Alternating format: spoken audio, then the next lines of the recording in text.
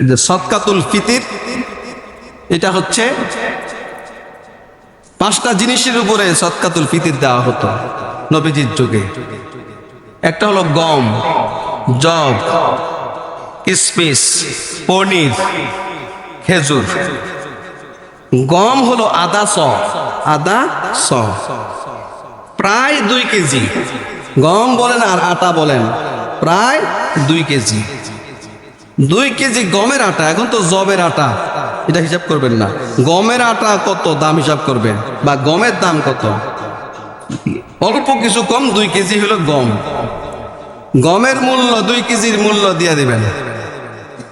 অথবা 3 কেজি 300 গ্রাম খেজুর, 3 কেজি 300 গ্রাম পনির, অথবা 3 কেজি 300 গ্রাম কিশমিশ বা জব। গম ছাড়া বাকি যা আছে 3 কেজি 300 গ্রাম হলে আপনার সদকায়ে ফিতির। এটার দাম যাই হোক, এখন সবাই মিলে খালি কয় ফিতরা কত, ফিতরা কত, ফিতরা কত। ফিতরা হলো আপনি দেন 3 কেজি 300 গ্রাম খেজুরের দাম দিয়ে দেন, সমস্যা কি? আপনার তো আল্লাহ বেশি দিয়েছেন, আপনি নিচের দিকে যান কা।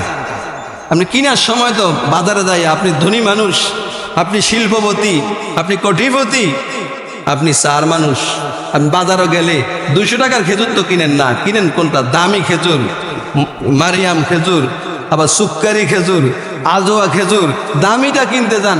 তো সদকায়ে ফিতরের ক্ষেত্রে কোনটার বেশি দাম ওইটা খেয়াল করবেন। সাহাবায়ে কেরাম প্রতিযোগিতা লাগাইতেন, সবচেয়ে দামি খেজুর কোনটা, ওইটা দিয়ে আমি সদকায়ে ফিতর দেব। সুবহানাল্লাহ। তাদের মধ্যে ছিল ফালিয়াতানা ফাসিল মুতানাফিসুন। সাহাবায়ে কেরাম জান্নাত পাওয়ার জন্য প্রতিযোগিতা লাগাইতো। সুবহানাল্লাহ। তারা প্রতিযোগিতা দিত একদিকে ডান দিকে, আমগো প্রতিযোগিতা হলো বাম দিকে।